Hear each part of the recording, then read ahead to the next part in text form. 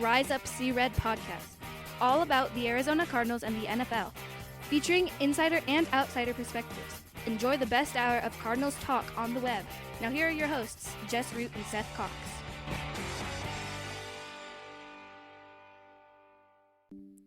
Hello, Arizona Cardinals fans, and welcome to the latest edition of the Rise Up See Red podcast. I'm your host, Jess Root from CardsWire.com, the USA Today NFL Wire site covering the Arizona Cardinals. And on the line with me is Seth Cox, my co-host from RevengeOfTheBirds.com, SB Nation's Arizona Cardinals site, and one of the hosts of the original Draft Breakdown podcast. And as I continue to plug that show, it is a great show, especially this time of year as we're getting ready for the draft. They're going through their prospect, their player rankings and position rankings, and then after the draft, you'll have pretty much some immediate, nearly immediate reaction to what happened. You won't get that from this show because we both will be grinding the Cardinals content for 3 days. But this is episode 417. This is number 3 of our basically our five draft pre-draft shows previewing the draft. We talked about needs and the first round last week on Tuesday. We started the positions and we delved into the positions too. We finished the defensive side of the ball last week. Today, episode 417, we are going to focus more on offense.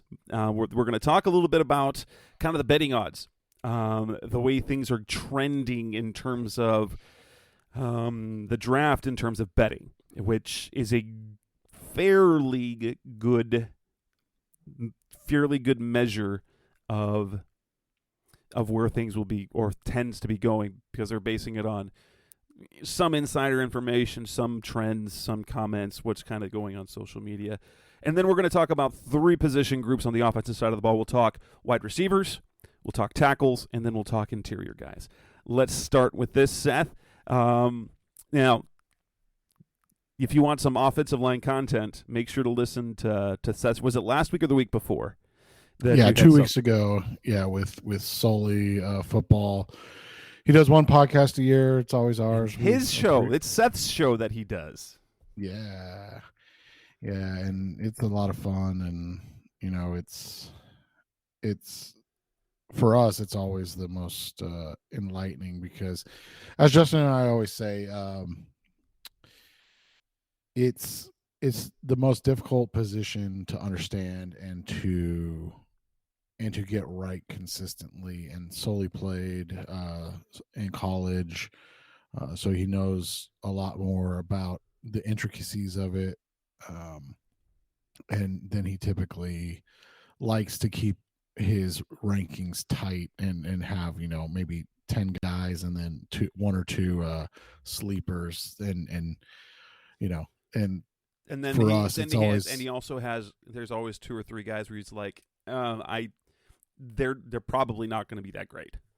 Right. And this year he's got a couple of those. So yeah, like you said, I recommend it. It's always a fun podcast. And like I said, it's always, for us, it's always the most enlightening ones. But you look at it, this is, there's a reason that it's the hardest position outside of quarterback, obviously, to get right consistently. And one is because there's so many offenses now, right? There's just so many different offenses. There are so many offenses that don't ask them to block that much. And what I mean by that is you look at so many offensive linemen head into the NFL never having played in a 3-point stance.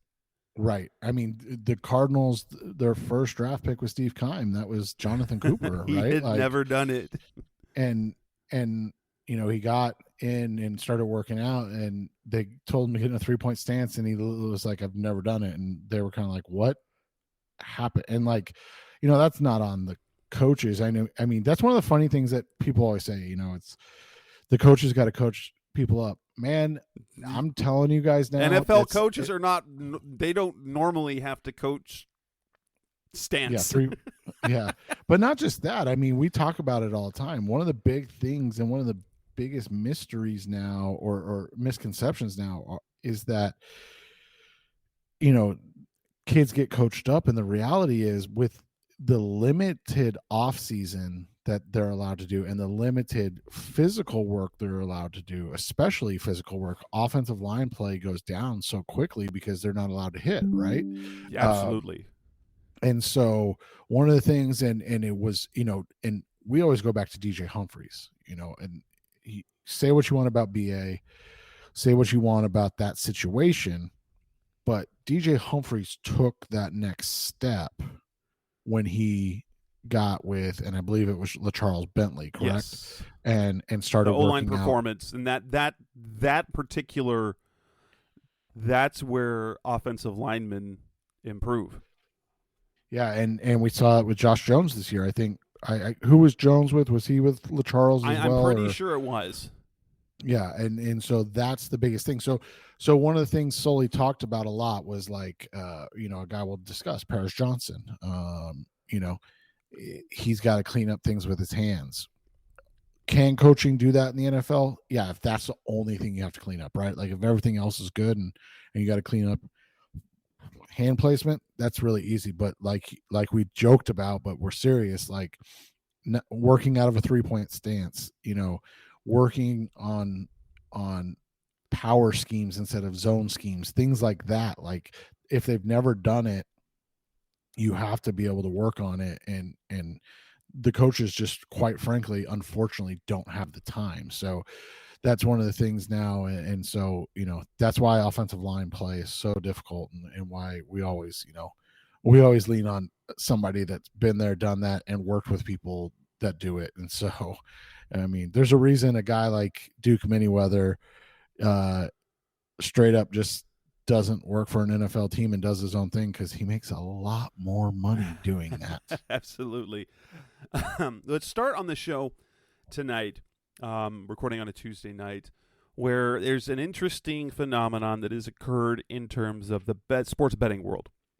And one of the ways you can kind of gauge where things are trending in terms of the NFL draft, especially near the top, is the betting odds and the betting lines. And there's a significant change in the fact that, well, one, like you go to DraftKings, there are no odds for the number 3 pick right now. They're like, no, that's off the board. There's too much uncertainty. There's too much unknown with the number 3 pick. But here's the thing. We've been going this entire offseason with the understanding and the assumption that quarterbacks were going to go 1-2. That once the Carolina Panthers traded up to number 1, they would take either Bryce Young or C.J. Stroud, and then the Houston Texans picking second would take the other one of the two that did not get selected. That's pretty much the assumption we going under. That has changed now, and I'm sure a lot of this is the misinformation campaigns that come with the NFL draft, because teams never want you to know exactly who they're taking. And so it's like, well, we might not take a quarterback. But the betting odds are now as this. The betting favorite, the one with the shortest odds, is Will Anderson, not a quarterback, the Alabama pass rusher, plus 150.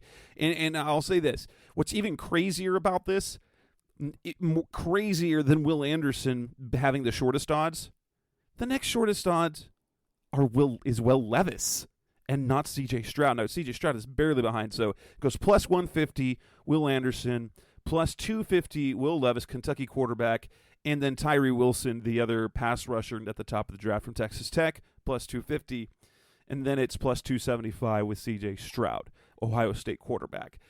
That's bonkers to me. I'll just be honest. That doesn't make any sense to me at all. No, and it'll be interesting. It's one of the things that you and I have discussed, a long time ago when D'Amico Ryans got hired. I talked to somebody that works with San Francisco, and they told me, that he was kind of pushing to go, that he wouldn't mind getting like a Jimmy Garoppolo and giving himself a year and taking Will Anderson. But that never came to fruition, right? So you're just kind of right. You just kind of and so you just assume, like you said, that when you're picking there that you're going to take a quarterback, but there's this odd idea that they don't like anybody but Bryce Young. And so if that's the case, this is a twofold thing. First off, that Lovie Smith win was much more of the FU than we expected, right? Like yes, if he was the only quarterback that they like in this draft. And then two, when it was that time, how were you not making that move up if you're Houston? Right. It's not so much that, Will Anderson's not great. It's that how can you, like, when you're a team that does not have a quarterback and you're starting over with a new coach, that's the priority. You get yourself a quarterback, and they didn't get one in the veteran route. So there's an interesting theory out there that I've talked to some people about, and this theory is that this is all a ploy, and that they're the team trying to trade up with Arizona. Who's that? And the Texans. And that they're going to pick 2 and 3. Oh. And the theory is that they are saying, we're not going to take a quarterback. We're not going to do it. So what we're going to do is we're going to take Will Anderson and then but there's a small belief or somebody that I've talked to's theory is that they are going to take Will Anderson at 2 and then have a deal in place with the Cardinals to move up to 3 to make sure that they get their guy. And, the Cardinals then would end up with 12 and next year's first round pick. And, I don't remember all the picks that the Texans have, if I'm being completely honest, but, something of that nature. And that's one of the things that could end up happening from all of this is that Houston's going to play the game. And so maybe the Cardinals end up with 12 and 33 this year. And then, next year's first and whatnot. And so if that were to happen, it would make sense. Like if they play that game and they do that, but if they are just like, nope, we're taking Will Anderson. And if Will Levis or Anthony Richardson don't fall to us at 12 or CJ Stroud, now that he's allegedly falling, like you were pointing out, we'll just take, we'll just run it back with Davis Mills. And we know that that's probably going to mean a 3 or 4 win season, but that's okay because we've got. I think you can get Caleb Williams next year. Yeah, and so but it's such a risky thing because totally. What happens if you win, 5 games? Yeah. And so now you're 5 games. You're at 10. Yeah. Now you're picking 7 to 10, and I know they still have the Browns picks coming, right? But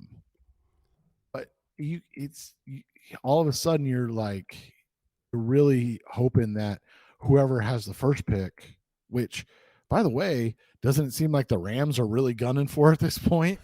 The Rams are wow. And so it's crazy to think that this team would just be like, no, because yes, they'll have 2 firsts next year. I just double checked. I wanted to make sure they have their first and Cleveland's first, but you have to assume Cleveland's going to be a playoff team. Yeah, they're going to be in the mix for sure. And so I don't know. There's one other factor with this is that the reason why we're talking about is that Bryce Young is now not just the betting creator, but by far the odds-on favorite to be number 1 overall to the Panthers, as he is at minus 1,400. That's basically a bet you don't make because you have to lay down $14 for every one you're going to win. And in terms of implied odds, that's a 93% likelihood that he's going to be drafted in first overall. And so it comes down to that. C.J. Stroud is next at plus 700, even though it didn't feel like for a little bit that Stroud might have been the favorite, but that's kind of changed. Right now, Bryce Young, driver's seat, going to be drafted number 1. We'll be doing our mock draft. We'll be doing our mock draft next week. If this is the trend, we're both picking Bryce Young number 1, because that's where all the evidence is going to. But yeah, I mean, that's where it's at. It's kind of interesting because you have Bryce Young. I mean, I'm on FanDuel and their odds are minus 1,500. I'm not sure what DraftKings were, but for those that aren't versed in betting, that literally means you have to bet $1,500 to win $100. Like, so it's a sucker bet until you get like hard confirmation. And then once you get hard confirmation, guess what happens? It comes off the board. Yeah, they just come off. It just comes off the board. So you either have to commit now and bet it, or you just like, it's one of those things I wouldn't even touch. Like, I'd be like, no, I'm not interested. So yeah, I mean, it's interesting. Like I said, from a team building standpoint, it doesn't make sense, because here's what I also think. I think Houston is going to be good enough where they're probably not going to be picking top 3 next year. Even with without drafting quarterback, because that's how much I respect D'Amico Ryans. So that's the whole thing. You gotta kind of be careful if you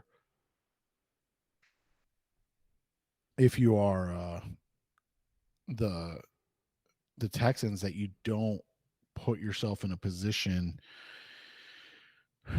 where you end up hurting yourself. And I know the flip side to that is, look at the New York Jets, right, with Zach Wilson, and they're kind of mirror images of each other. You have Zach Wilson, that was the number 2 pick. They had the 14th pick and then the 34th pick in the draft. That's virtually what Houston has, right? I mean, they have 2, 12, and 33. So, I mean, we're talking like almost exactly the same. And they took Zach Wilson, Elijah Vera Tucker, and Elijah Moore. So an offensive lineman, a wide receiver, and Zach Wilson. Wilson's a bust. Vera Tucker's really good, but he's coming off an injury, and they've traded Elijah Moore to the Cleveland Browns, if I remember correctly. Yeah.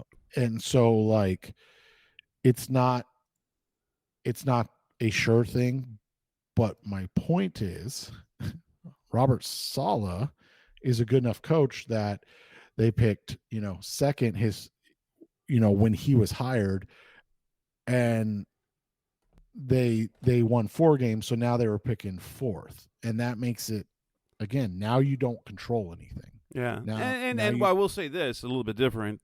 C.J. Stroud is a much different prospect than Zach Wilson was. Right, exactly. Especially considering that season. Like, if we go back to, and I'm going to go back to Zach Wilson. Now, I am not I don't watch BYU football like BYU fans do, but I do have a lot of family and friends who are ginormous BYU football fans. They weren't sold on Zach Wilson entering that season. Zach Wilson was not the firm number 1 starter, and it was that weird COVID year where they went and they had to scramble their schedule being an independent team, and then he put up to the special year. He played. Oh my gosh, he played great. But yeah, he played phenomenal. But again, like you said, it was an odd year, and it was a 1-year thing. Something you and I talk about all the time with these guys. You always be wary of 1-year guys. That it's not an automatic no, right? But it is something that you look at and you go, why not more consistent, right? Like, why not a couple of years or that? So, and then that throw at his pro day or the combine, right, where people just kind of freaked out. And you're He's like, got yeah, arm talent. But the CJ Stroud's different. Like, he was at the like, he is like his passing ability. Like, you can question some of the things of his ability, and we'll talk quarterbacks in our show later in the week, but we won't really talk about these quarterbacks. But CJ Stroud as a passer, oh my gosh. The questions you have of him is how does he respond off schedule when it's not perfectly on schedule, when it's not the first read, this that, can he still, but the arm talent is there, the pinpoint accuracy is there. Like, I don't know why you would, unless you just literally don't like the quarterbacks. I just have a hard time believing, and I know Ian Rappaport said this, I think it was on the Pat McAfee show. He's as dialed in as there is anyone in the NFL. And he says, he doesn't have information one way or the other. He says, I just can't see them not take a quarterback there. Yeah, and I think that's kind of where we all are, right? But the thing is that if things change, I think that if the Texans take Will Anderson number 2, it does two things to the Cardinals, because it makes the Cardinals much more desperate to trade the pick, because I don't think they I don't think there is anyone in the draft that they love at number 3 other than maybe Anderson. And they reluctantly would draft him at number 3. Yeah. And 2, if only one quarterback's come off the board, then you have to figure that there will be some desperate teams. So it'll be an interesting thing in terms of supply and demand. You will have a Cardinals team that really, really, really wants to trade out, but you should probably be able to find a team that really, really, really wants to trade up. Which would that's the thing that doesn't make any sense. Right, but it does seem like you have a couple. It still really does seem like that the Raiders and the Titans want to come up and get their guy. Now the question becomes, and something you've written about a couple times, the question becomes, is 11 too far back? Well, we're going to talk about some prospects that'll probably be available at 11 tonight, and that should help you guys, feel more confident if that's what they end up doing, right? Yeah, and that's the thing. So you can trade back, but if you, assuming you'd get that first from Tennessee for next year, ooh, they're going to be bad this year probably. That could be a very, very, very attractive pick right now. That said, I don't believe it. I don't think that would be our first chaos pick of the draft when we get to draft night.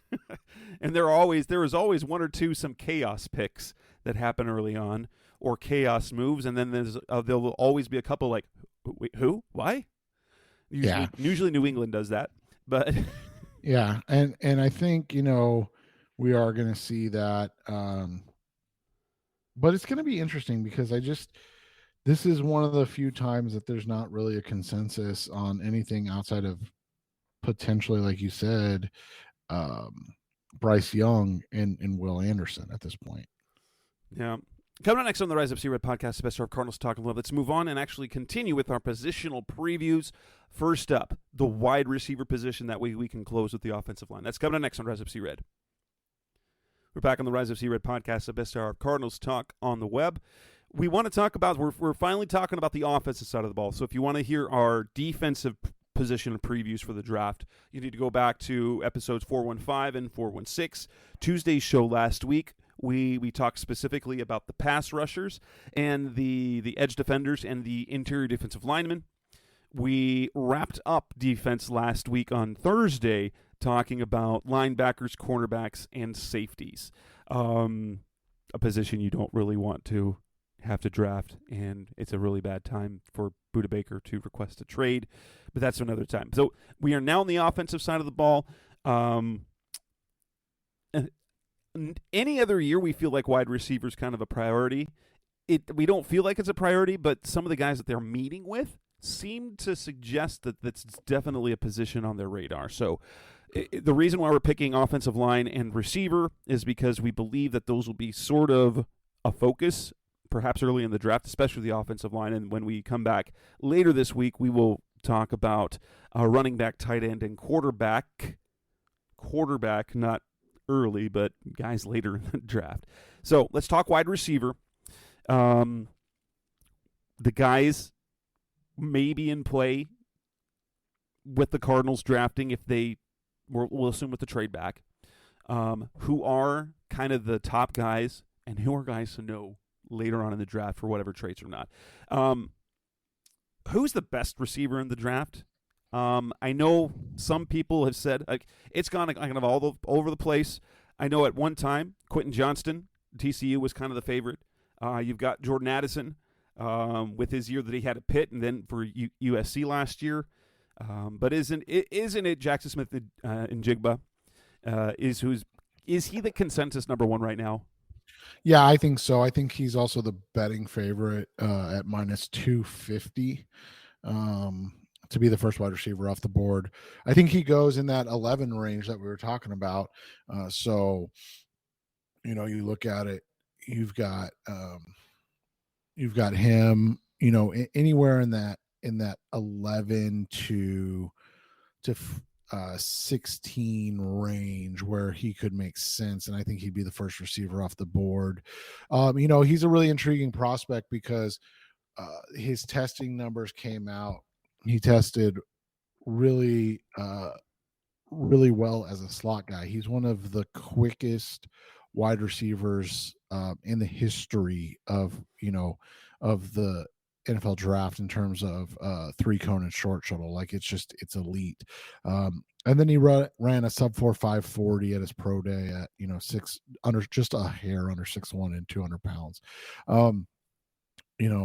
It's hard for people to see it, but he's got a lot of similarities to like a Julian Edelman coming at, who was a really good wide receiver for a long time, obviously for the New England Patriots. And so it'll just depend on exactly what you're looking for. We talked about him last night. He's our wide receiver one, both of our wide receiver ones. He's a really nice fit anywhere. And the question becomes, can he be a guy that wins outside consistently? This was supposed to be the year at Ohio State when he was supposed to do it, right? But unfortunately, the knee injury kind of cost him that. And that's just unfortunate that, we didn't get to see him have that opportunity this year. That being said, he's, what you have from the slot. He was a nearly 1,600 yard receiver out of the slot last year with two other first round picks, flanking him. So he's a dynamic player, a really great receiver. And I mean, again, you might not be talking about a guy that ends up being like a lockdown wide receiver one, but I don't think you're talking about a guy that's going to have any problems getting 8, 9, 1,000 yards every season. How many first round receivers do you think there will be this year? That is such the question of the day right now. The other guys that you've got, Johnson out of TCU. The Cardinals have met with him, so I think there is some real good interest in him should he fall to the second round. Good length, and good speed. So Justin and I were talking about this last night, and like he's a more athletic guy, so I don't want this, but he's also, and he is physical, but like if he's gonna like make it in the NFL and be a guy that has a lot of success, he's gonna have to be more like Anquan Bolden, right? Like, so he's a little more athletic from a testing standpoint, but not like overly.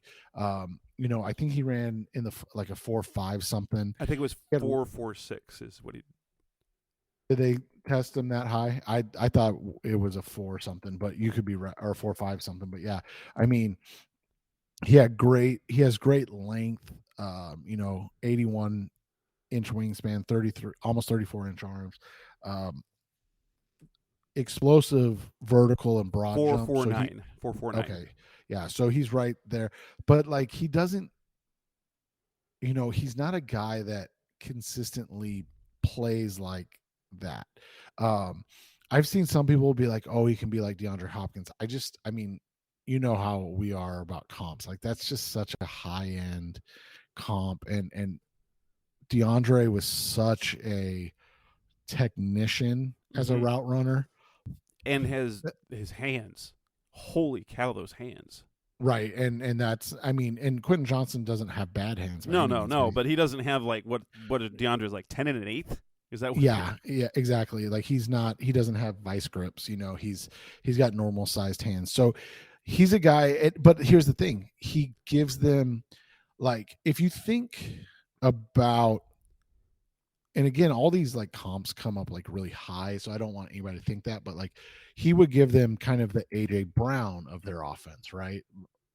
Looking like Monty's looking at. It's a really nice complementary. He's the body type that they need at receiver, especially if they're trading DeAndre, because when you've got skinny mini tiny Marquise Brown, and you've got teeny tiny stocky Rondell Moore, and you've got lean, and you've got lean thin Greg Dortch as well, and so those are you need something different.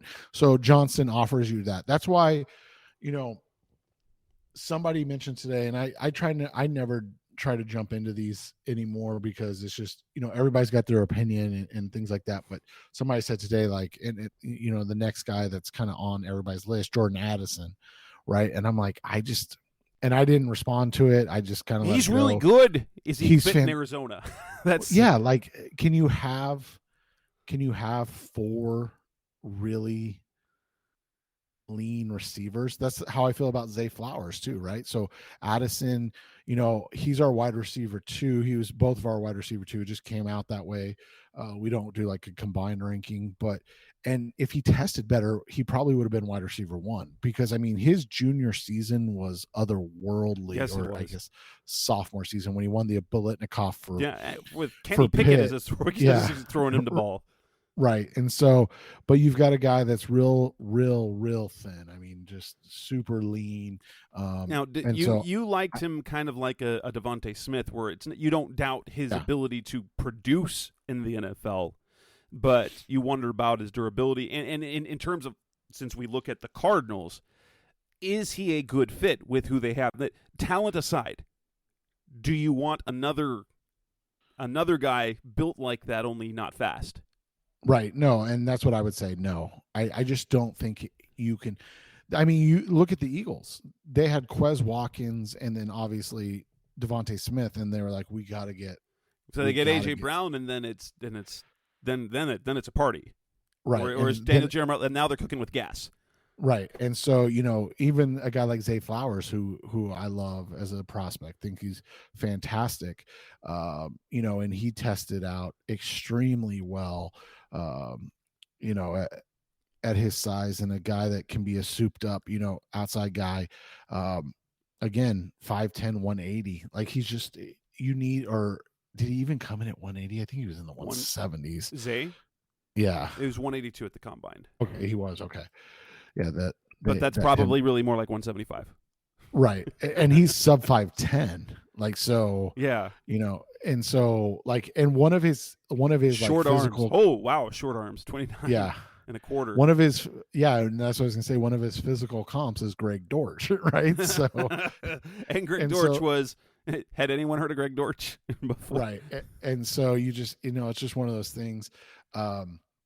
Again, fantastic player. I just don't think you can see the Cardinals draft him. So we know that the Cardinals have visited with 3 wide receivers. One at the combine, Jonathan Mingo, I think we should at least mention. Mingo is another big-bodied Ole Miss receiver, right? So Monty with those big-body Ole Miss boys, right? They like them. So Mingo comes in. I just want to make sure, because I'm use his combine stats, so we're not differing. He's 6'1", 6'1", almost basically 6'2", 220 pounds though. 4, but he ran a 4.46, and his jumps were fantastic. I mean, just absolutely fantastic. above average arm length, and again, DeAndre Hopkins like hands at 10 3/8, like massive hands. Yeah, and so you look at him, you got a guy that, a name I've thrown out a couple of times, with like Cedric Tillman, who's a guy that we've seen, but a guy that he could be like is like a Mohamed Sanu. He's actually much faster. Much faster is a strong statement, but Sanu is a 4.67 guy. Mingo's a 4.46 guy. So I mean, 0.2 of a second's a lot. I mean, so he's a guy that I really, really like. But the question, he got mocked, I think, by Peter Schrager, right, in the first round. Oh wow! So is he a guy that you would be like happy with taking at 34?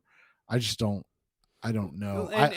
We feel like if someone like Johnston is available, but we all sort of feel collectively as Cardinals fans that round 2 is probably, so it depends on who. So if you get like Will Anderson or Tyree Wilson, then you've got to look at cornerbacks, offensive, defensive linemen in round 2 at 34. That's kind of and if you go cornerback, then you're looking at maybe edge, offensive line, defensive line. That's kind of, I think, collectively we all feel that for number 34 should be. But if a guy like Johnston is available, that you feel like is someone who's fallen farther than they should have, then you'd be okay with that, right? Right.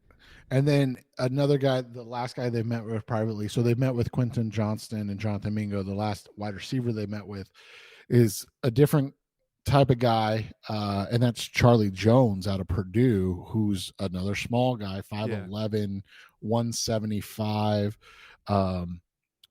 Interestingly, didn't play a ton of slot snaps, even though he's built like it.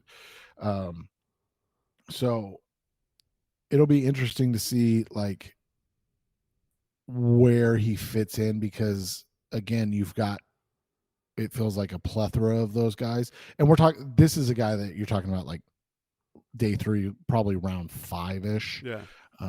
So it's not like you're talking about him as a high end guy by any means whatsoever, but they have met with him privately. So I'd have to, let me double check. I don't know what he offers as a like if he offers anything as like a punt returner. And I know people would laugh at that and be like, why would they? But I mean, think about how much energy and effort they've put into the special teams this year, right? Right. And he has done a lot of punt returning at Iowa and at Purdue. Okay. So punts and kicks. Okay. So that would make sense then. Yeah, maybe that's like a late day 3 type of guy they're looking at, is like, hey, this is, what we need in order to, at pick like 180, where you're, filling out rosters and things like that. Because outside of that, again, I just don't know why you would go that route. I'm not saying he's bad by any means. I like him as a prospect, but I don't know why you would get a redundant player, right? Right. There are later in the draft, I know that there's some really intriguing players, but in the round 3 range, there's some really there's some guys that physically are impressive, but let's think about round 3. Who are some guys that, as I've run my mock draft simulations, these are just using the PFF stuff, the names that keep coming up right around there, Nathaniel Dell out of Houston is a name that is frequently available and near the top of the big board at that point. So there's Nathaniel Dell is also, who is it? Michael Mims. Is he? I haven't seen him available. I think he usually goes earlier, like mid to late second round. Parker Washington out of Penn State is a guy that shows up on there. But who are some legitimate good selections in round 3 in terms of where they have 66 and 96 where the Cardinals pick? Yeah, it just depends on, what your thoughts are of Mingo. First off, he'd be a guy that you didn't mention, but is really intriguing at 96 to me is Trey Palmer, because again, we're talking about a different size guy. And wow, the speed 4.33. Yeah, like elite speed, and he's 6'190", so he's already a bigger guy. And then, like you said, elite speed. Kind of, I don't remember if you remember the name, but Lee Evans out of Wisconsin went to Buffalo, had a really nice career with them. Type of player. I mean, yeah, he might be a one-trick pony, but yeah, good luck stopping that. It's a good trick. It's if you can use that trick at elite level, especially when you're looking late day 2, that's not a bad selection. Yeah, another guy I really, really like in that area is A.T. Perry out of Wake Forest. Again, another really big guy. Think of 6'3.5", 198, 198, 4.47. Yeah, really good, and a good explosive broad jump. And you don't have to worry. His vertical was fine at 35. It's slightly below average, but when you're 6'4" already with good arm length, you don't have to worry about. Yes, and the arms, like you look at the wingspan, he's almost 82 inches, so like 6'10". He reminds me of a guy last year that I really like, George Pickens. Yes, if you could get him on, at that like 80, what is it? It's at like the 96 range, that would be ideal. He's another one, but you mentioned Tank Dell. I love Tank Dell, or he goes by Tank, sorry, Nathaniel Dell, but he makes the guys we talked about earlier look big. He's legitimately sub 5'9". He's 5'8", 3/8", 165. Oh my gosh. Yeah, and I mean he's fast, but he's 4.49. He's not. It's not like he's like John Brown was, or JJ Nelson, like Greg Dortch, because Greg Dortch is not a burner. He's quick, but he's not a burner. Right. And so that's the thing is, like, when you drafted John Brown, he was a 4.3 guy. When you drafted JJ Nelson, he was a 4.28 guy. And he was in the 5th round, so. Right. So like that outlier status of Dell is just interesting. Jaden Reed's a guy that's gotten a little bit of love lately. He's a guy that was a huge production guy at Michigan State. I think he is in 2021. I don't remember what year of college that was for him, but he had a great season, and then they as a whole struggled, So, but another 5'10", 190 guy. He had 1,026 yards in 2021, 10 touchdowns, average 17.4 yards per reception. Yeah, and he's a really good player, and I think he'd be an interesting fit. But he wouldn't be ideal, I think, for them. And then the other guy that is usually around there when you run those mocks and is Rashee Rice. Yes, the kid out of SMU, and he's another one, a little under 6'1", 204 pounds. He's a 4.51 guy, but explosive jumps, 41-inch vertical, 128-inch broad. He gives you, a little bit something different. Obviously, super high end of what he's become, but he's got some similar athletic comps to like a Brandon Ayuk. Obviously, that would be way ideal. But you look at it, a guy like Nate Burleson, who had a really long and productive career right out of that played with Seattle. I think he was with the Lions as well, and then with the Vikings early in his career, and he was drafted in the 3rd round. So kind of that range. He had 1,000-yard season, multiple 800-yard seasons. Good player, solid number 3 receiver. I think that's something you could look at with like a Rashee Rice. Parker Washington is an interesting, another tiny guy. Yeah, but he's a stockier, but another little guy. Yeah, he's built like a running back. Yes, it's really weird. And so I don't know. Like he's close. I mean, obviously not athletically, but he's closer to like Rondell Moore, right? At Yes. 5'9", 204. So you're talking about a really, thickly built guy. I think he's going to go on day 3 personally. So I wouldn't be surprised to see him go, in the 5th round. He never took that jump that everybody was kind of expecting him to take.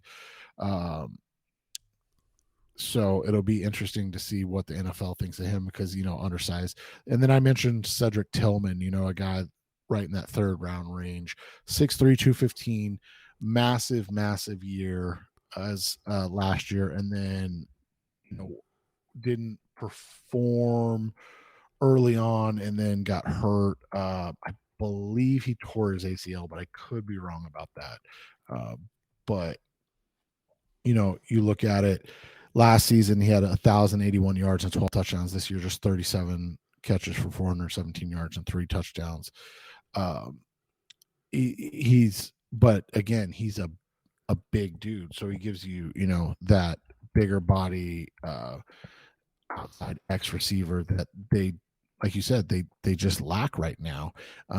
His like highest end comp would be like a Josh Gordon, when he behaved and was able to play type thing.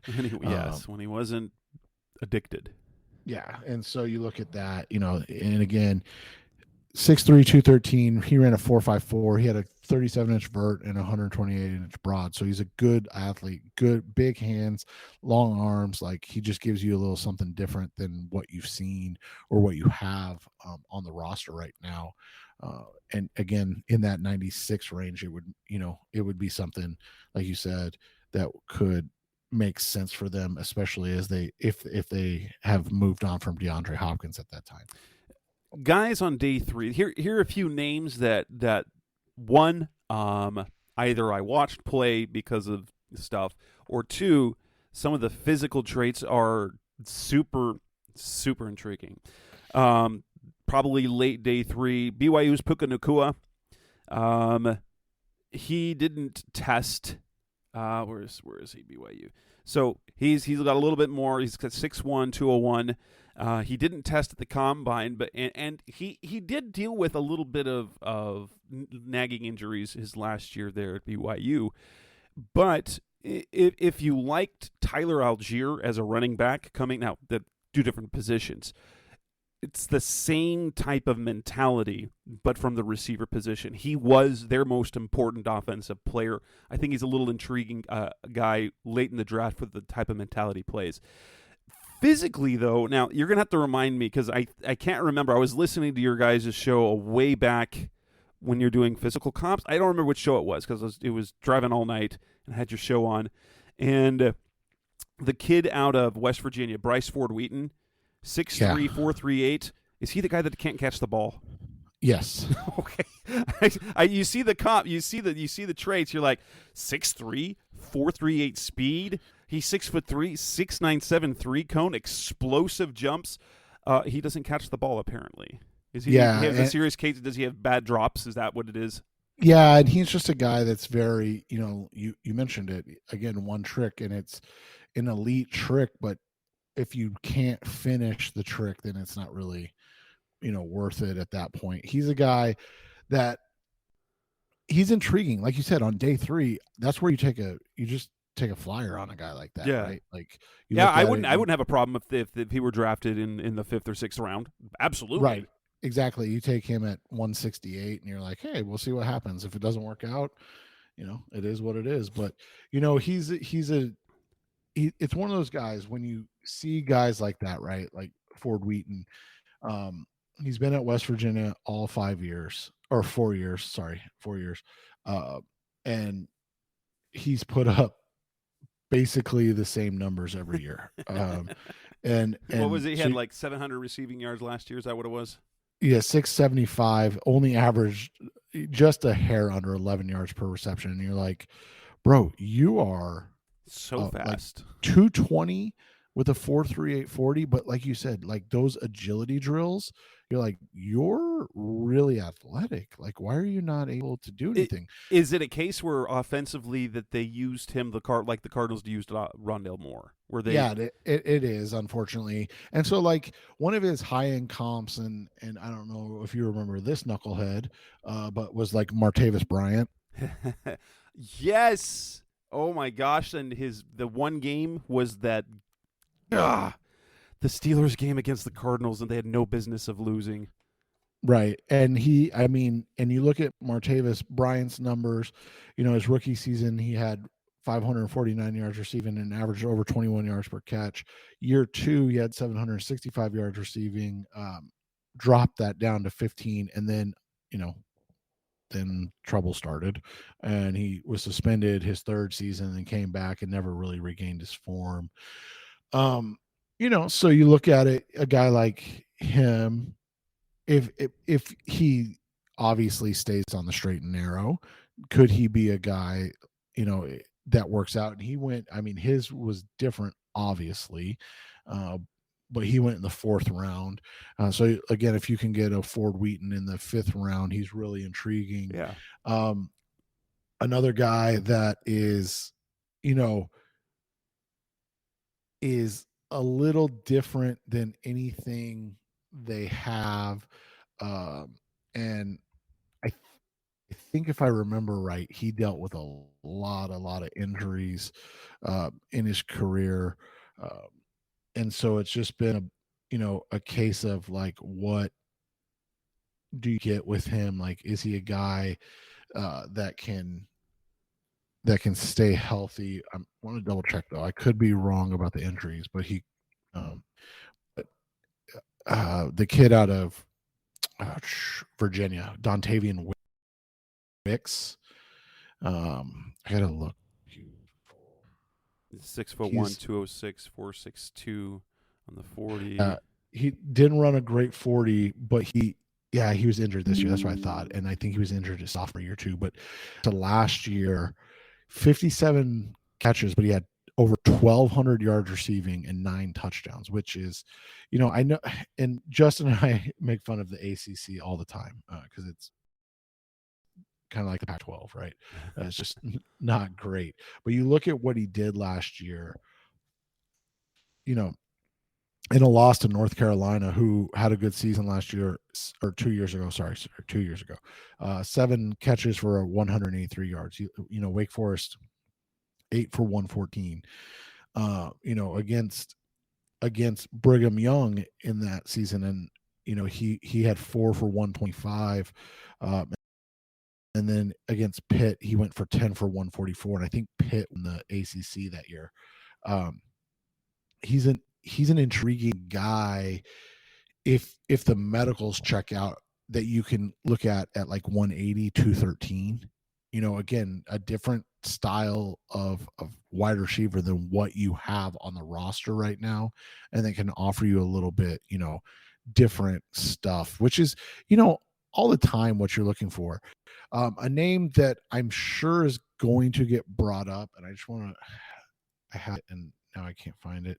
There's Andre. I was going to bring him up. So Ivaskivas, the kid out of Princeton, he hasn't played much football.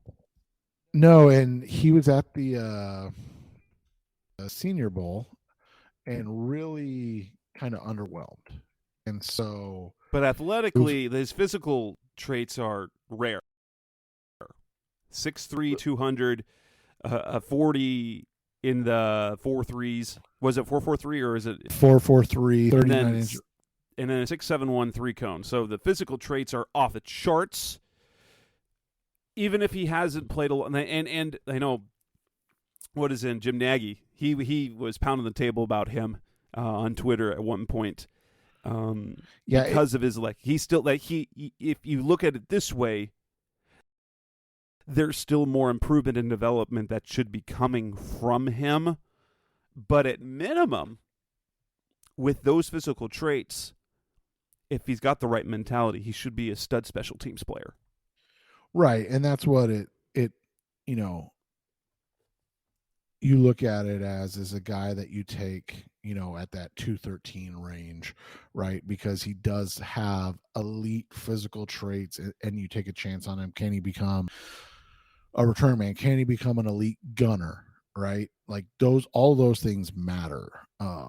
And so if you get that out of him, and then at all he becomes anything as a wide receiver, it's just a cherry on top. But you look at him, you have to wonder, even in the Ivy League, he only averaged, under 17 yards a catch last year, where he had only 700 yards, and then or 2 years ago, and then last year under 15 yards a catch, and he had 924 receiving yards. So it's like again, it's kind of like Bryce Ford Wheaton, any of these guys, when you're like, hey, if you're that big and that athletic, like, and especially when you're at Princeton, you're like, why aren't you doing a little more, right? And that's always what the question is. So it'll be interesting to see, because there's a lot of intrigue in that 96 and on range, where there's a lot of guys that you can talk me into.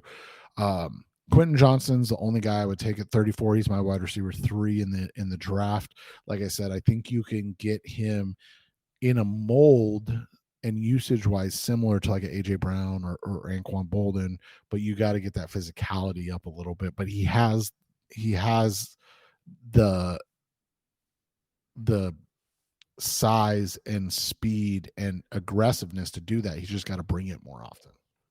Coming up next on the Rise Up See Red podcast, Star Cardinals talk on the web. Let's move on to the offensive line and talk tackles specifically, although this will get a little hairy. We're coming up next on Rise Up See Red. We're back on the Rise Up See Red podcast, Star Cardinals talk on the web. The tackle group is a little bit difficult because there's a few you're not exactly sure if they're going to be tackles or going to be guards. On Touchdown Wire's site for Touchdown Wire is part of the USA Today and Full Wire, Doug Farrar, when he's doing his rankings, he only included on his top players at each position, he only included 5 tackles, and that's because there's so much that you don't know. So you've got guys like Broderick Jones. Is he going to play tackle? Is he going to play guard? He's got the athleticism, but let's talk more about the tackles that we know are going to be tackles. And the Cardinals, depending on what they do with that first pick, if they trade out, a tackle is really in play. And in round 1, especially if they trade back and they're around the late single digits, even as far back as number 11, aren't there about 3 or 4, maybe even 5 tackles? Probably 3. Maybe, that are legitimate possibilities. Say they go back as far as number 11. There's legitimately 3 tackle possibilities that would make sense, right? Yeah, and this is if you listen to it, there's a couple guys, it just depends on what you want. But the pure tackles, you look at it, Paris Johnson Jr., I brought him up a little bit earlier just as a point of reference, but he's one of the cleanest, kind of most athletic prospects to come out in a while. Like Sully said, his biggest thing is he's got to get better and stronger with his punch. It's one of those things that we talk about, in that Ohio State spread offense where they're getting rid of the ball so quick. He doesn't have to get his hands on guys consistently to win in pass pro. And so like when he gets to the NFL, he's going to have to be able to do that more consistently. But that's something that, any O-line coach worth his salt, because he does so much other stuff well. And if I recall from the show, every report about Johnson as a ball player, he's a hard worker who would get that. Yeah, he's like that in spades, and he's a guy that has played a lot of snaps. He's only played 1 full year at left tackle. He had a really good season. He played at right guard. So he's a guy that can, that you can move. You're going to try him at tackle. It's a little. You probably think of a tackle, but if you need him in a pinch, like Josh Jones a couple years ago, where you move him in right guard and you feel much better than, because Josh Jones wasn't even a 4-year starter at left tackle at Houston, which made it really hard. Like it was a big adjustment for him when he moved inside.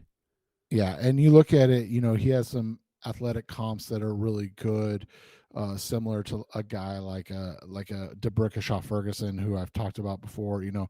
DeBrickashaw was, I think he was like I want to say a top 10 pick. Uh, I- but one of the things about him was he just was great. Yeah, he was the 4th overall pick. I thought so, but he was just like consistent for a decade. He made 3 Pro Bowls, but like he never an All Pro. But he's literally started 160 games in 10 seasons. He started every game. Like the 10 seasons of just being in the starting lineup. Right. And so when you look at it, you never had to worry about him, right? Like you never had to worry about him being out there. And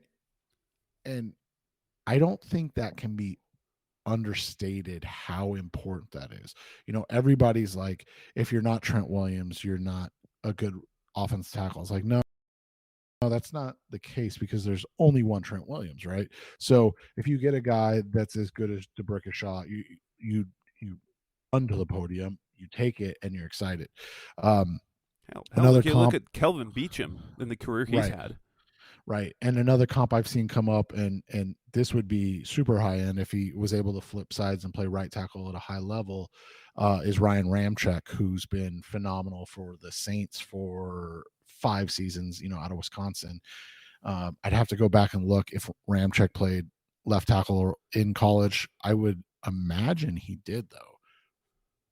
But, again, similar physical build and comps, 6'6", 315, long arms, 13 1/8 inch arms, and really, really solid athleticism with a 110-inch broad jump. So a really nice guy at the top. He played left tackle at Wisconsin. Okay, so yeah, and so that's what I'm saying. The comparisons make sense to me. You mentioned it, number 2, and a guy that Sully loves, but it's a little more projection, and that's Broderick Jones, right? A guy that only has 1 season as the full-time starter at left tackle. He played about half the snaps last year. He is a straight up like bully. Like this dude he's big. He's a freak athlete. These are the type of guys you bet on, right? Right. Well, and he's got length with the arms. Yeah. He's 6'5". He's got the size. They talk about DJ Humphries and what he's turned into. DJ Humphries was extremely young. He had a plan, so he was basically age 20 when he came out of college into the NFL draft. And the main thing about him was this: can he keep the weight on? Can he play at 300 pounds? Can he move at 300 pounds? And it took him a while to be able to show that because he played really lean. He was super lean in Florida. Brother Jones already 311. Right, and a high end comp for him is a guy like Jack Conklin, who's been again another guy that moved to right tackle. But these guys are elite athletes. Yes. And I think Conklin was even an All-Pro 1 season, but he's been 2-time All-Pro. Excuse me. Now, but he's been fantastic. I've heard where is guard. I've heard him talked about as maybe being a better guard, but doesn't he have all the length traits that you'd like at tackle? Yeah, I would think there's no. I mean, he can play guard, but I think he's going to get every opportunity to. Well, the athleticism, he's got a 9-foot broad, 30-inch vert, 4.97 40, and that's at 311 pounds. Right. He moves so well. And then, like you mentioned, like great size and length. And so, if you have to kick him inside, he actually comps out to like a Billy Turner, who's had a really nice career in the NFL. The Cardinals tried to sign him a couple years ago, right? Mm-hmm, when he was, and so these are really high end, comps that worked out really well. But you don't want to say can't miss, because obviously any of these guys can miss, but like they just come from blue blood programs, right? Georgia, elite. you like pretty much everybody that comes off these Georgia teams the last couple of years, right? The Right. athletes that they have are insane. And Yeah, then I wouldn't feel bad about at 3. Heck, would it be a bad pick at 3 if they can't trade out? no, not at all. I mean, if Will Anderson's not there, I don't think either of those guys are bad picks because again, you're talking about a potential right tackle for the next decade, and you look at what made the Titans successful while Monty was there, and it was having Taylor Lewan and Jack Conklin, right? Correct. Like having those guys as bookends, it made it easier to put not lesser players, but invest less in the middle. And then the final guy, if they traded back into that 11 range, is Darnell Wright, and we've talked about him a little bit. And all he does is just block the crap out of everybody. Everybody, including every single that's the thing. Playing at Tennessee in the SEC, the greatest pass rushers that were coming out this year, guess what? He stonewalled them all. He did, and it wasn't even, and this sounds like an overstatement, but like it didn't even seem like it was hard. Like he's one of the elite guys in the sense that he's spent, he had 550 snaps in 2020 at right tackle. Then he had over 900 snaps last year at left tackle. And then he was back on the right side with 900 snaps this year. Like, so he is elite as a tackle. He can play at either side. You draft him at 11 if you trade back, and you don't worry about right tackle for a long time. I mentioned it before. His like obviously highest in athletic comp is like with Jason Peters, because there's just not very many men that are 6'5" and 330 pounds that move like they do. Like it doesn't happen. Yeah. Again, 82-inch wingspan, the arms 33 3/4, 5'01", 40, 29-inch vert, 9'6" broad. Now, this is a man who's 6'5", 330 pounds. I'm 5'11", 225. I can't do any of those. Right. It's just, I mean, he's just such a freak of nature. And like I said, and again, this is like a super high end, low end comp, but like that's how much I like him. And you're talking about a guy like Roger Saffold, right? That's just been in the NFL for 12 years as a starter. So again, like you get those guys and you're like, if he's just Roger Saffold and makes a couple Pro Bowls and it starts, 17 games a season for a decade, that's fine. But maybe you strike, catch lightning in a bottle, and he ends up being one of these, unique generational talents at the position. And he has that high end ability because he is just such a unique guy. The next group of guys after that, there's 3 basically elite tackles, and then the rest are riskier, like DeJuan Jones, Ohio State, Anton Harrison out of Oklahoma. Are those the next 2 that are kind of in that range? Yeah, and it's interesting because the one guy that Sully's completely out on is Harrison. Oh, okay. He talked about he's not physical enough. And that's again one of those things that we've talked about a couple times and brought up a couple times. It's just these guys in these spread offenses, they don't have to be as physical as they once were. Harrison, I'm not as low on him, but again, I'm always kind of acquiesce to Sully in these instances. And I know he also really liked Tyler Steen, although that was more you could hedge and he can play guard. He feels that he can play guard really well if he doesn't work out at tackle. Right. And so I mean, we can look at who the Cardinals have met with, which is, you mentioned Anton Harrison. They've met with him privately. Jalen Duncan, who's another intriguing guy out of Maryland, who at 34 would be an intriguing type of guy. Ironically, one of his comps is DJ Humphries, right? So, a guy that has only played left tackle. He played a little bit of right tackle last year, but like 50 snaps, that's it.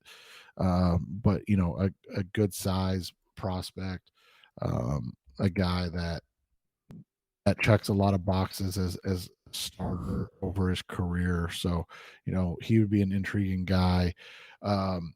They've met with Paris Johnson. They met with Broderick Jones.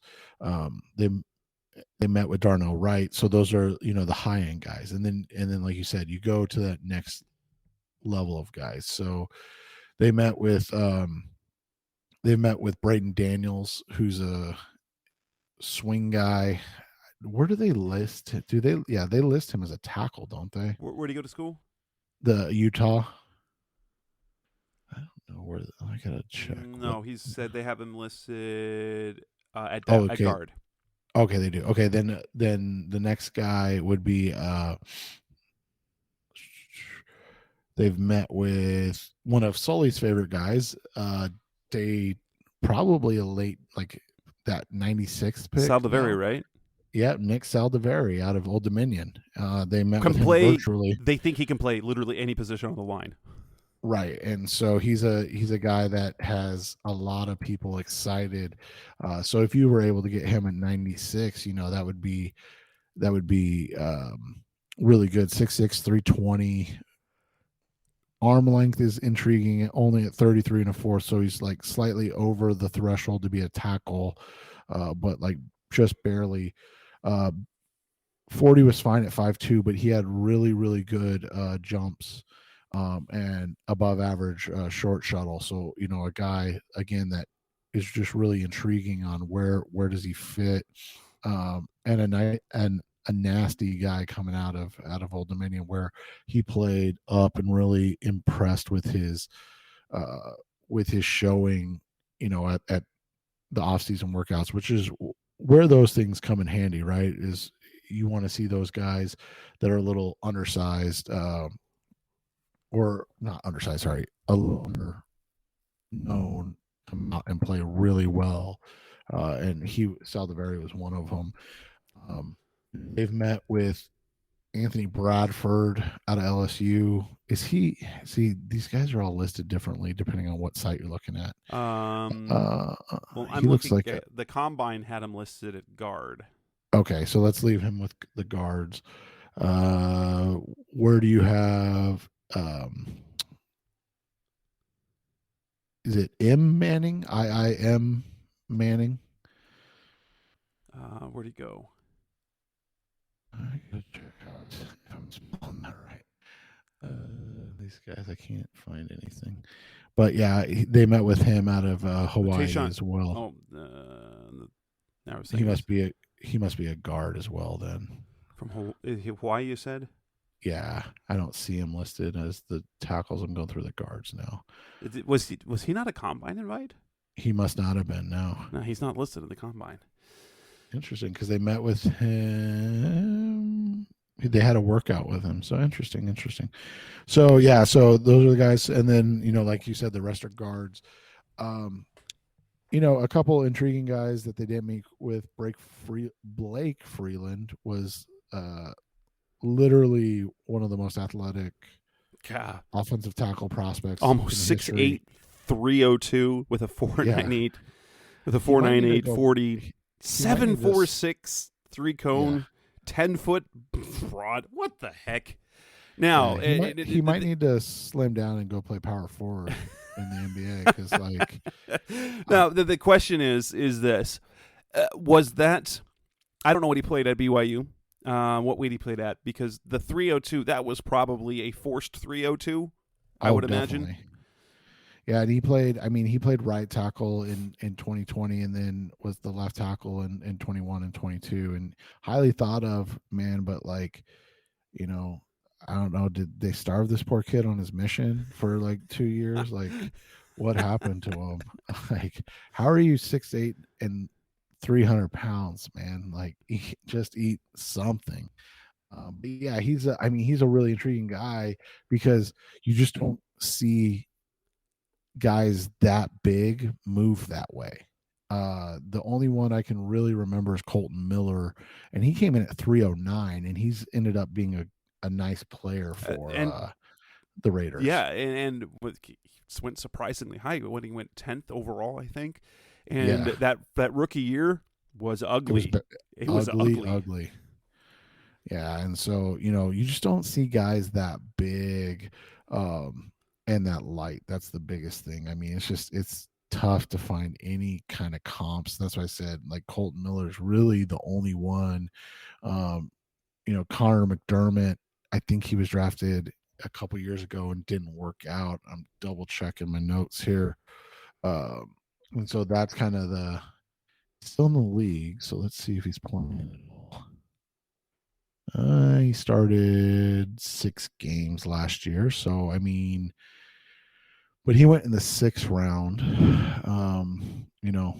That's what I'm saying. Just 6'8" in sub 320 is it's just not a number you see a lot. And that's the thing is you might see 6'7", but usually they're like 315. And I just don't. I mean, he's intriguing because he's just such a freak athlete. Like legitimately, you just don't see guys that are that big and move that way. We only mention him by name, DeJuan Jones, but he's a giant. 6'8", 374, got athleticism. He's the opposite end of Freeland. Like he 374 and he runs a 5.35. But like you guys mentioned it on your show, and we've seen it before. Guys that large, like we wondered about Mekhi Becton. I loved Mekhi Becton coming out of college. They can't stay healthy. It's hard to stay healthy at that size. It is, and you look back, you've got a guy like Mike Williams, and he was drafted super early in like 2002, I want to say. Yeah, he was drafted 4th overall out of Texas. You remember because he was right after was he right after? Yeah, right after Leonard Davis. Remember, and because Leonard Davis was that size. Giant. And then he was drafted in the first round, and then Mike Williams came out the year after him. Could you imagine back then that you had Leonard Davis, Mike Williams, and then Ricky Williams running behind them? Like it's crazy. But yeah, like DeJuan Jones, and that's the thing is like Leonard was just such a freak athlete, for that size. It's hard to find guys that move that way, right? Like you just don't see guys that move that way. And like you said, I mean, their numbers were similar, Leonard and DeJuan Jones, but he's obviously not Leonard Davis, right? he was not that much of an athlete. And so it'll be interesting, but really, really good pass protector because of those long arms. And he did a nice job. He does a nice job in zone runs, where he's able to get to his spot and not have to worry about, necessarily reaching guys in a power scheme. So that'll be what's interesting is, is he a guy that can do that?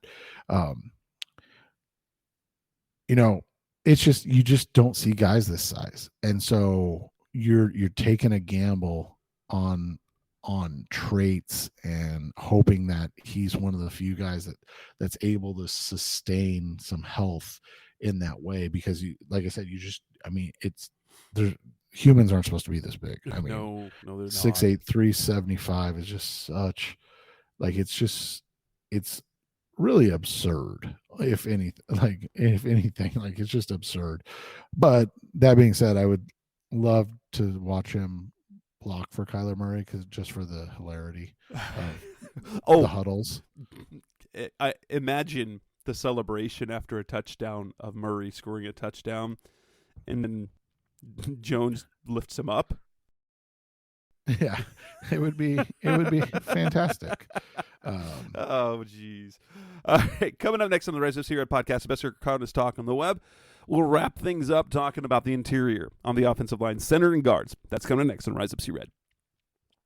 We're back on the Rise Up Red podcast, the best Cardinals talk on the web. Let's start with the centers because it feels there's just fewer of them that are worth talking about, right? We feel like that center's got it has to be a position of focus, either early enough with a guy that you can throw into the starting lineup first year, or someone you can maybe project even a little more than like Lacita Smith last year, playing center moving forward, where you then can go out and sign like Ben Jones. Like there's a couple of vets out there that we know, we feel like the Cardinals are just waiting. John Michael Schmitz is pretty much consensus number one in terms of centers, could go in the first round. Do you think he'll probably go in the first round or will be a high second rounder? I think he'll be a high second rounder, but you can never tell because of the way everybody's kind of fallen in love with him. The first mention I've seen of it was the New York Giants taking him at like 25 or something like that. And you're like, really? I've seen him to the Seahawks at 20. Yeah, and so you look at those those names and you're just like, I hope he gets out of the first round. I mean, that's the big thing, right? If he gets out of the first round and at 34, I think it's a slam dunk, like, right? Though he apparently is not the Cardinals' favorite, right? From what we like, Tony Pauline is, and he does a lot of good stuff for the draft, but he also hears a lot of things, and a lot of the things he hears are what people want him to hear, to then say to other people, right? And he heard outright that the Cardinals will draft Luke Whippler. I mean, you can't really guarantee that, right? And you look at it, and like one of the things with like Whippler is that he's probably available at 66. So it was probably more like, if he's available, or if the Cardinals haven't taken a guy before that, they're going to take Luke Whippler at 66. And it'll be interesting to see if he is in fact a guy they really like, if they are aggressive after last year. Right. I mean, they knew what they were doing when they traded the first round pick for Hollywood, but the Ravens ended up taking the player the Cardinals would have drafted with that draft pick, with that selection being Tyler Linderbaum, center. But then the Cardinals, he was just really good. That's all. and we figured this out. We heard this. No one will say absolutely that this is what happened, but you can even watch on Flight Plan, and there were two guys that they loved in the second round. One was Trey McBride, who they ended up drafting, and the other was Nebraska center Cam Jurgens. The Eagles got him, and won't even play him. They have Jason Kelce. They re-signed him, but just trade him to the Cardinals for 96 at this point. That'd be fantastic. But I wonder if they're going to make sure that they get, so maybe draft him a little bit. I've done a couple of mock drafts where it worked out where in the second round I traded back twice. I wanted to get Luke Whippler. I'm thinking I want to run this scenario. The Cardinals want to get Luke Whippler, but don't necessarily want to wait till 66.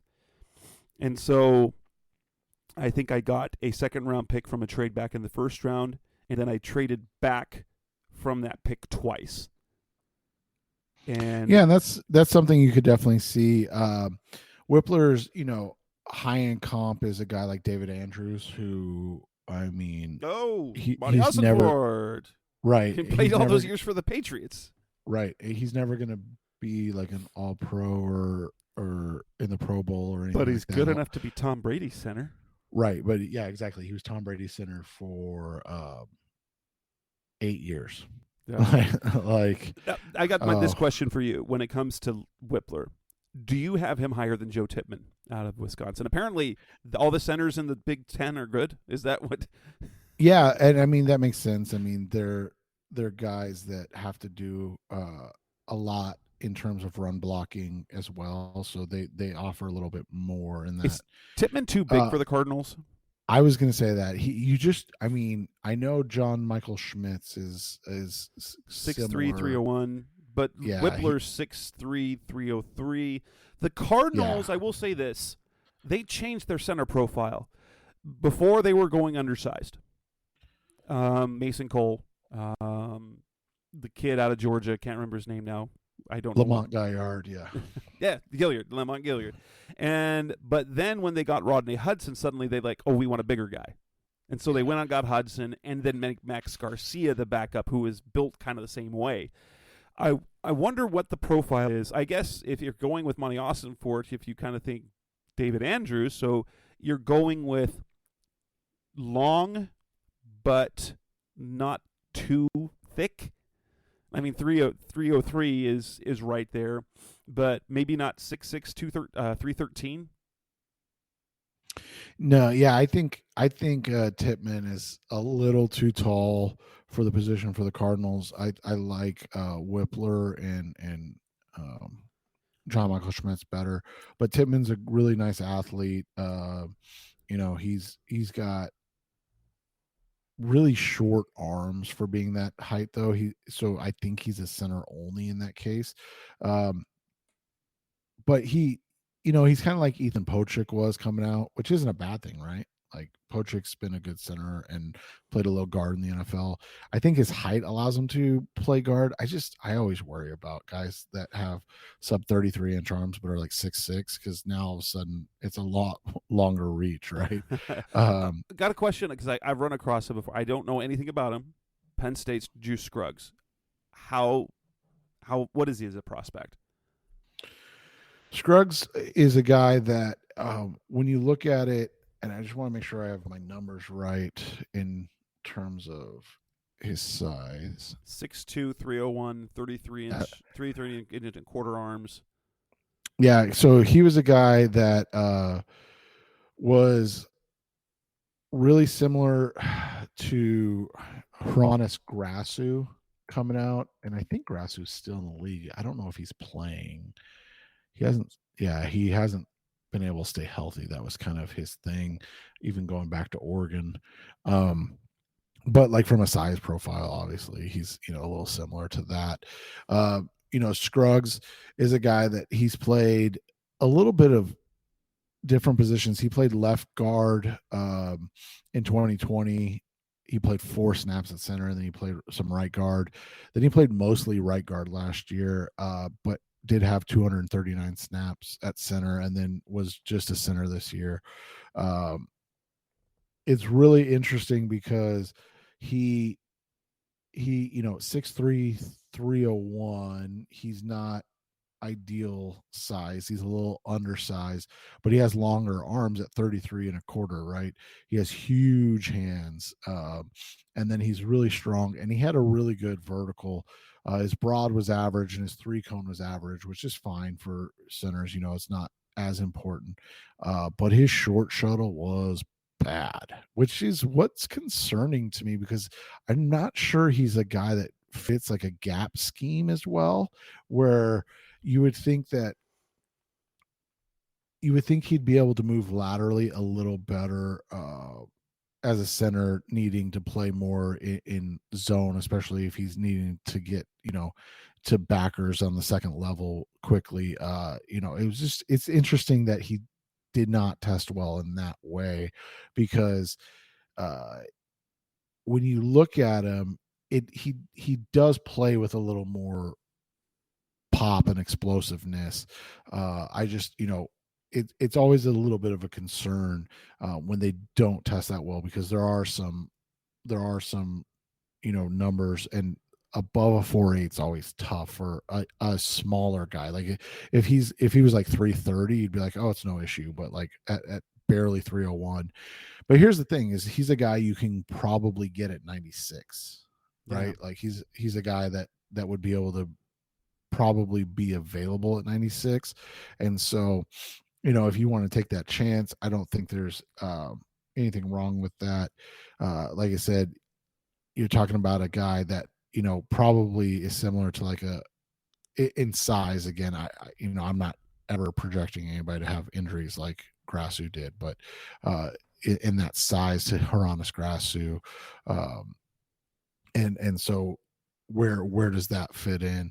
And then another guy we talked about that doesn't get as much love as everybody else, but he's had a really solid. I mean, he started a ton in the SEC, and that's Ricky Stromberg. It's really interesting because he's 6'3", 306, good arm length.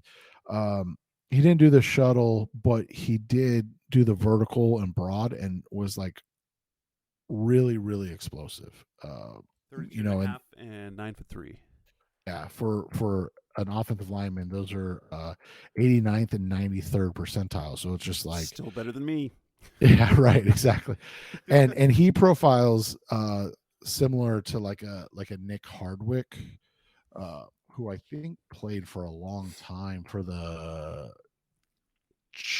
Chargers. Yeah, the Chargers. I did guess right. That was not bad. And again, just played a long time for the Chargers, snapping to I think he even snapped to Breeze first and then to Phillip Rivers. But if not, he was with Breeze and then to Phillip Rivers. So that's a long time ago, but the profile is there. But going back to it, I think if John Michael Schmitz is at 34, I'd take him. Yeah, makes sense. I wouldn't even think twice about it. I'd take him, and I think you have your center for the next 4 or 5 years. Making sure you re-sign him, but he profiles similar to John Sullivan, who I think just played forever.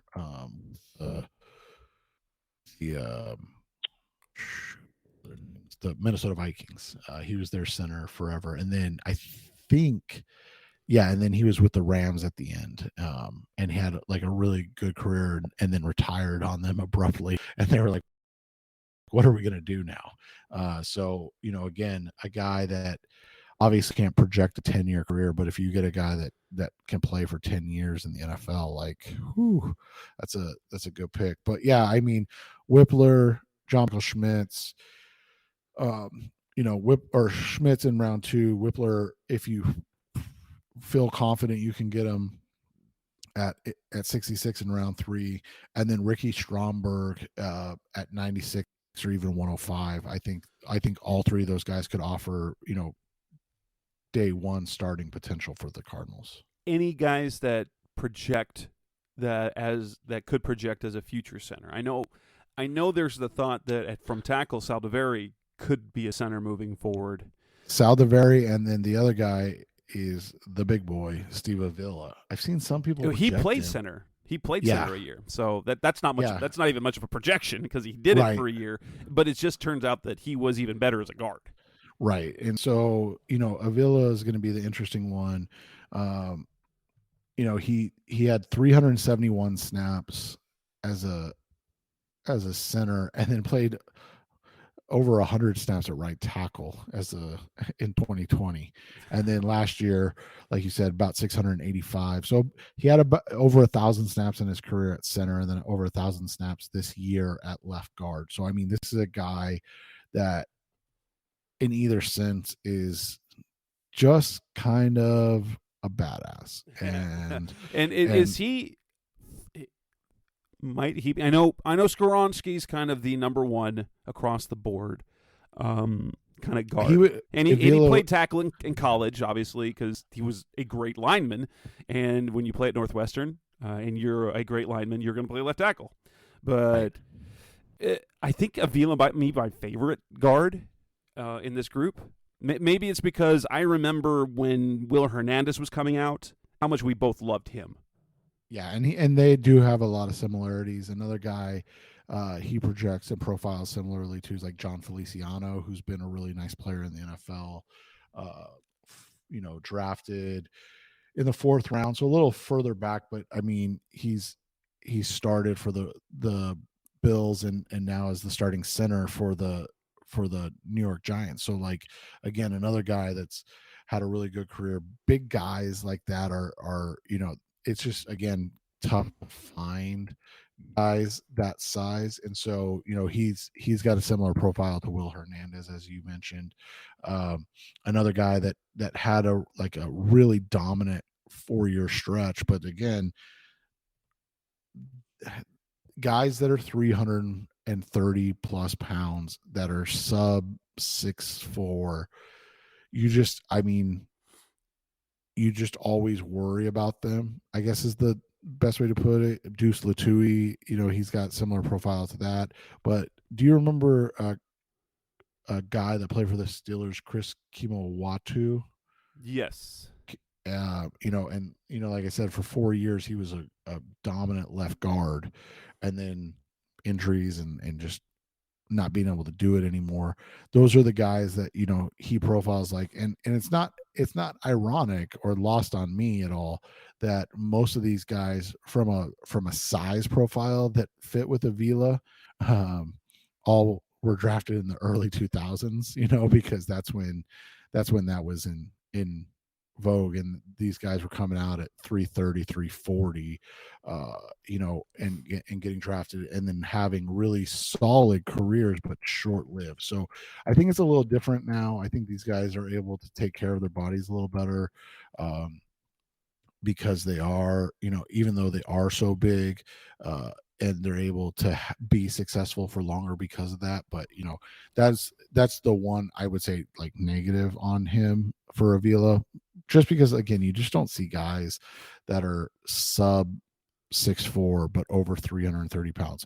But you look at it, he moves well, good jumps, really, average 3-cone, which is fine. Average 3-cone and short shuttle, which is fine for a guy that's again in his 330s. And more importantly, he doesn't go past those benchmarks. No, he doesn't fall short of them, which is, like you said, the big thing for those guys. When you look at them, it's interesting to see the guys that they brought in. We mentioned a couple of them, so we'll run through them again, though. Offensive guard. So we said Saldiveri, he's a big dude, right? And then start back at the top. Anthony Bradford played at LSU, right? And he's another just kind of mammoth guy. So I wonder if that's, obviously we haven't seen it yet, so we don't know, but 6'4" and 330. And they also they talked to McClendon Curtis, 6'5", almost 6'6", 324. Right. And so I wonder if it's a conscious effort. Do you think that's an Austin Fort Sears thing? That must be. It must be. Yeah, because these guys, it's just they're just massive. That there's no other way to put it. And so a lot of the physical profiles are similar. Bradford profile similar to like Aaron Banks coming out a couple years ago out of Notre Dame. I don't know if you remember him. Yeah, and he went in San Fran. Yeah, and he went in the second round. He's yes. But again, Bradford's just a massive man. Huge bench number at 30 at the combine, but it was his vertical and broad that were like, oh, this guy he's athletic. 77th percentile for his vertical, 76th percentile for his broad, 50 percentile for both of his 3-cone and 20-yard short shuttle. So you're like, oh, okay, he can move well enough. He gets around, but again, a power guy. So I'm interested to see if that's where they're leaning for those guys, because again, you mentioned it. The only kind of smaller guy they brought in was Braden Daniels, and he is much smaller than all these gentlemen we have been discussing, because I think Daniels is sub 290 or he's 294 at the combine. Yeah, so just a completely different guy. So I don't know, man. I don't know where they're going with it, but it's it's a lot. That's two. We're talking 40 pounds difference. Yeah. There. And the top guy, the top kind of pure guard prospect, if you're not looking at Skoronski, is Osiris Torrance. he's a dainty fellow, right? He came in at 6'5" and 330 at the combine. He's just, again, these guys are just massive, and Torrance is a right guard only, it looks like. I mean, he's played mostly right guard, and so the question is, how athletic is he? Because like, he is real close on those numbers that we look at in terms 7'9". No, yeah, that's like 4.81 on the shuttle. Yeah, it's like I mean, because he's so big, like a 4.81, you're like, okay, I'll let that pass. But like, it's just, but he did have an 8.5 broad jump, which shows a little explosiveness. But it's just, again, you're just these guys, these size, man, it's just crazy how big they're getting all of a sudden again, because we've, the trend had been the like 6'4", 315-pound guards that could move, and now all of a sudden you're getting these mass movers again. Because I mean, you look at it, like even a guy on day 2 or 3 in like NC State's Chandler Zavala, right? He came in at 6'5", 325. So like your top like pure guard prospects are Osiris Torrance at 6'5", 330, Steve Avila at 6'4.5" or 6'3.5" and 330, and then Chandler Zavala at 6'5" and 325. Like, you're just, and then the Cardinals are bringing in guys that fit that same profile that are like day 3 guys in, like you mentioned, in Saldivari, in McClendon Curtis, and Anthony Bradford. Like, it's interesting because we don't know yet where they're going. It's going to be interesting to see where they go, because we don't know yet, right? Like, we just have no idea. And we'll know more in a couple of weeks. In fact, a little more than a week.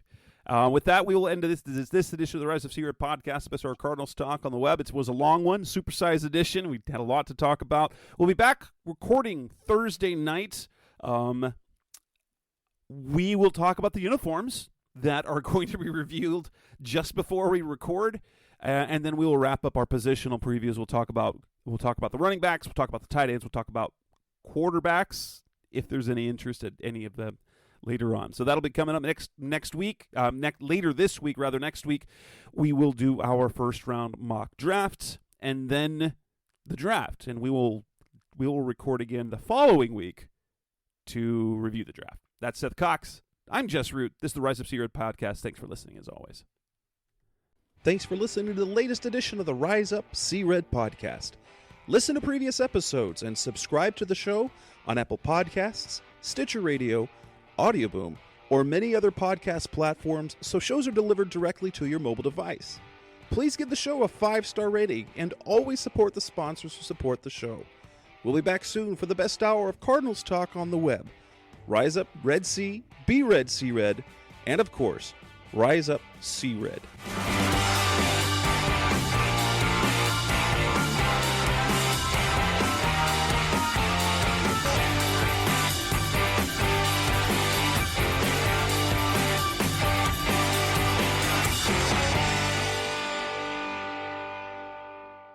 Roll!